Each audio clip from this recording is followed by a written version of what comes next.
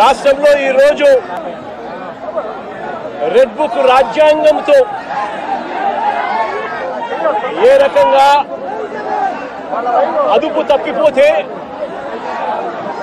అదుపు తప్పిపోతే పోలీస్ వ్యవస్థ ఎంతగా దిగజారిపోతుంది అని చెప్పడానికి నిదర్శనం ఈరోజు తెనాలిలో మన కళ్ళ ఎదుటే కనిపిస్తా ఉన్న సత్యం. ఈరోజు నిజంగా ఈ ఘటన చూస్తే ఎలాంటి దారుణమైన పరిస్థితులు కనిపిస్తాయి అని అంటే, ఈరోజు రాష్ట్రంలో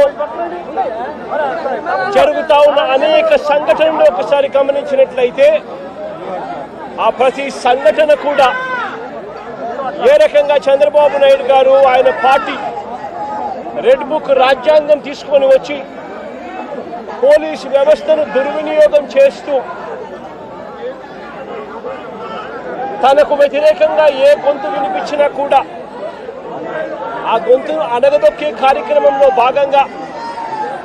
ఏ రకంగా చంద్రబాబు నాయుడు గారు దగ్గరుండి వైఎస్ఆర్సీపీకి సంబంధించిన మాజీ మంత్రుల మీద, మాజీ ఎమ్మెల్యేల మీద, నాయకుల మీద, కార్యకర్తల మీద, సోషల్ మీడియా కార్యకర్తల మీద ఏ రకంగా తప్పుడు కేసులు పెడతా ఉన్నాడు, ఏ రకంగా తప్పుడు సాక్ష్యాలు సృష్టిస్తూ ఉన్నాడు, ఏ రకంగా వాళ్ళని జైళ్ళల్లో పెడతా ఉన్నారు, ఏ రకంగా చట్టాన్ని చేతిలోకి తీసుకోవడం ఒక పరిపాటుగా మారిపోయింది అనడానికి ఈరోజు రాష్ట్రంలో జరుగుతూ ఉన్న రెడ్ బుక్ రాజ్యాంగం మన కళ్ళ ఎదుటే కనిపిస్తూ ఉన్న సత్యం. ఆ రకంగా